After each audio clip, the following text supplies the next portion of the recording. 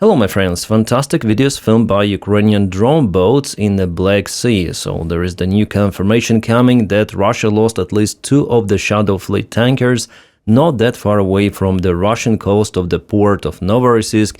And I see that Russia is using some of the anti-drone warfare here, the actual machine guns to stop the drones as they did before, but this time it didn't help. So probably they put armed militants on board of those commercial vessels. And here you can see a very high quality image that was transmitted directly to the drone operators, and finally we see it ourselves. The screen is just wet with all of those drops, but in reality the image picture is outstanding. And this is the sensitive part of the vessel that was hit, so the rudder itself, and also below there is a main, can I call it a propeller? Yeah, it propels the ship, so it should be a propeller, right? This terminology, I use the aviation one. And there is a big kaboom, you might see it behind my image. I think, yes, Ukraine might have lost one of the boats on the way to reach the vessel. And here you can see that the ship probably, yeah, it was damaged before, that's the second strike. And here's the next ship, or an oil tanker, which was hit 2 of the times. In both of the cases the water lines are high, so those vessels were empty. Before those kabooms, Ukraine does an analysis about what cargo is there, what kind of the ships, what do they carry, and whether they're empty or not to cause the ecological disaster to the entire region. So those tankers were empty and both of them were hit, plus Ukraine continued to strike the Russian smaller tankers and cargo vessels in Azov Sea. Yeah, those are the ships from the Azov Sea, Russian smaller tankers. I take those from the Russian channels because they also have the statistics and they share this information to their viewers, saying that definitely Russia is in lack of the air defense, Russia is in lack of the resources to stop Ukrainian attacks on their vessels, and now that's the destruction of their commercial fleet happening in the Azov Sea and also in the Black Sea. And yesterday Lavrov, who is a foreign minister of the Russian Federation, commented that Ukraine does something which is even worse than pirates did. So Ukraine is not even taking something from those ships, but Ukraine is destroying everything. So it's like the terror attacks on the Russian commercial vessels.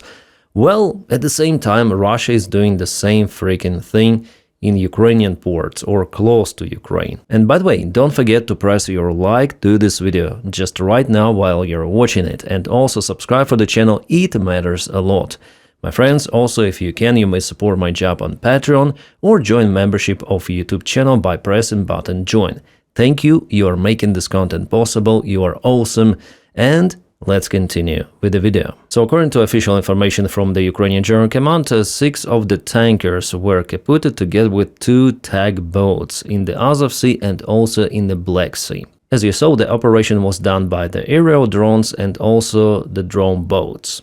And guys, we have some of the breaking news, the confirmation of the successful kaboom of the Russian Sukhoi Su-24 tactical bomber in Saky airfield of Crimea. The strike was conducted several days ago. The airplane was in service.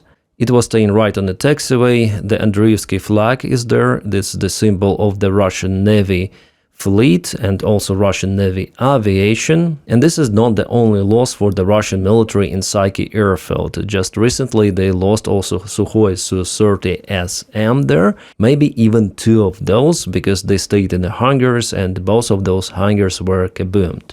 Guys, by the way, about the situation with the ex-Ukrainian Defense Minister Fedorov, we have lots of the information to discuss, but I'm gonna film a separate video about it today. Because Fedorov himself, he went on press conference with a deep brief uncovering almost all of the situation, what exactly was happening and why he was fired. What can I say is just a disgrace for Ukraine, and hopefully that decision somehow will be retracted and Syrsky will lose his position. Without it, I and most of the Ukrainian people do not have the trust in Ukrainian government and Ukrainian president. But today in this video, let's discuss different news, like usual update, alright? Let's not concentrate on dramatic stuff, I'll dedicate separate video for it. Alright, Yaroslavsky NPZ, so it's the oil refinery, was visited by Ukrainian drones today. Russia tries to use the air defense systems. It's called AK-74 or 47. And if it doesn't help, Russians have another air defense systems. They're called refineries. Yaroslavsky refinery is used for the fuel supplies of the Moscow region of the Russian Federation. And after the Moscow's refinery was kaputted, actually two of those, Yaroslavsky became an absolute crucial one for the stability, if we are saying about the stability of the fuel supplies inside Russia, especially in that region. This refinery is not that big as Saratov or Omsk refinery, but still it is very, very important. And there is the information that the Russian military airfield in Engels was hit yesterday. There was the fire on territory. We have this video. Yeah, something really kaboomed there. Also, during the daytime, the air defense was in operation, so it was definitely the target for Ukrainian drones. Allegedly, Russia sent few of the bombers to Engels from Ukrainka airfield, which is on the far east of Russia. It is happening usually before massive aerial strikes on Ukraine. Russia moves closer their bombers to later on launch cruise missiles from those.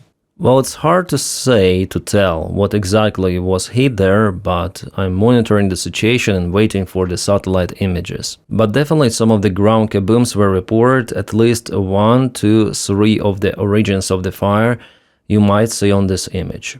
And the drones, they're looking like this. Like a Saky drone, but a smaller one and also with a horizontal stabilizer up front. The Ukrainian mid-range strikes continue using those drones equipped with machine vision. Our guys are operating the drones either in manual or automatic mode, and all of those strikes, most of those, are successful. There are tons and tons of videos within 100 kilometers of the range. And just yesterday there was the case with the Russian attack helicopter Mi-28. That's the analog of Apache, as Russians try to say. So Ukrainian FPV drone flown for more than 100 kilometers behind the front lines. I think it happened in Belgorod region, and drone hit the helicopter. It is visible over here. The circumstances of this attack is yet unknown. Maybe the drone was cancelled by the blade itself, maybe drone hit the blade and helicopter just collapsed, and we don't know so far. And there was no confirmation from the Russian channels like Fighter Bomber, who usually says that rest in peace or something if Russia loses air vehicles together with pilots. It wasn't the case here, but Ukraine continued the constant job to operate with the drones elsewhere, as you see. As for today, yes?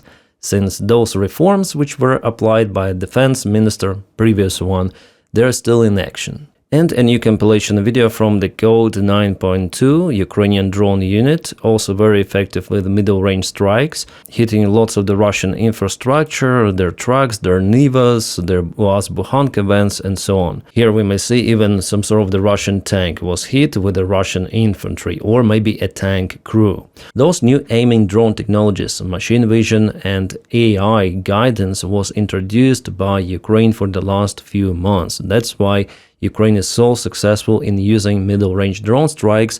At the same time, Russia has just started to implement those technologies without AI so far, but they already have machine vision on some of their drones, and they could be even effective. It happens not that often, but it happens. Like, for example, a couple of days ago, Russians hit this train in Ukraine. You see, they demolished the forward part, locomotive itself, yeah. So it was their Saky drone equipped with machine vision. So Russians also could be successful with those strikes sometimes, but not as successful as Ukraine, at least for now.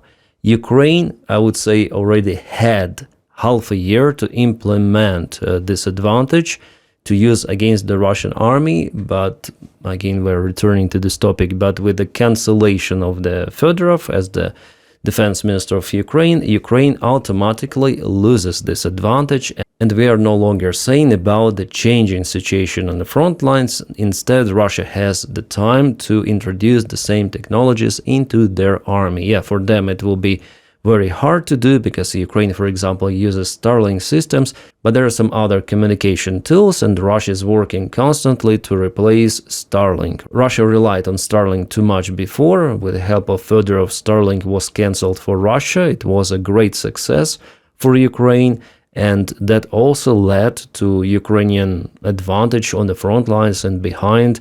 But now in a middle-term perspective, Ukraine may lose this general advantage in technologies. Russia will compensate it. After all, Russians, they also learn. They have crisis, yes, in economy and everywhere Ukraine hits the refinery, but without Fedorov, Ukraine downgrades several steps back to the smaller Soviet army. Plus, Russia also strikes Ukrainian oil bases, so not just Ukraine does it for Russia, Russia also does it for Ukraine, as you might see here. This is the evidence coming from Odessa. This facility was hit just yesterday. And this is Kiev. Again, yesterday Russia launched S-400, yes, air defense missiles, but they fly according to ballistic trajectory, and they're flying very fast, faster than Iskander missiles.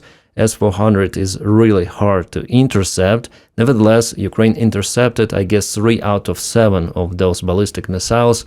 And of course, there were damages to some of the infrastructure in Kiev. Also, 2 of the people lost their lives, so Russia continued to terrorize Ukraine. And at the same time, there is the downgrade of the Ukrainian general air defense, and I'm not here saying about PAC-3 Patriot missiles, no. More about it in the next video about Fedorov, and not just him, because, yeah, maybe I'll say here in this context, the deputy of the Air Force commander who was working with Fedorov, he left too. So he resigned because Fedorov was dismissed, and that guy was a pioneer in the drone interception. He introduced those technologies, he continuously evolved it. He left. The problem that Kiev is being attacked a lot recently. There are lots of the strikes happening, and most of them are not being intercepted. I mean, ballistics. Russia uses less drones, but more of the ballistic missiles. Alright, Greece is breaking or halting European Union sanctions on Russia to shield the Greek shipping company. And you know how much is the fish? How much those Greek companies earn from that? Around $4 billion or euros just for the last half a year, according to statistics. Nothing more, business as usual, right? But at the same time, the same country of Greece, their foreign ministry complained because they discovered Ukrainian drones somewhere close to the Greek shore, not even in the Greek territorial waters, as far as I remember. So Ukraine should launch even more in this case, because it shows that kinetic sanctions are working more efficiently. And you see the trends, yeah, in the European Union countries. It seems like the leadership of those countries and business elite, they tend to forget that the war, which is the biggest since the Second World War, is happening on European territory, not European Union so far, but in Europe, and that war demolishes towns, cities, thousands of people, and all of the weapons are used: aviation, artillery, drones, everything except nuclear weaponry. This is the full-scale war, but it seems like some part of Europe, it is sleeping. Just usual people sometimes understand like what is happening, and they still support Ukraine. But politicians and business elite, yeah, it is diagnosis. Alright guys, those were the latest news about all of those reports. I'm gonna wait for more information about Fedorov. There are now protests all around Ukraine, and I'm gonna update you very soon, hopefully in a few hours, about what the hell is happening.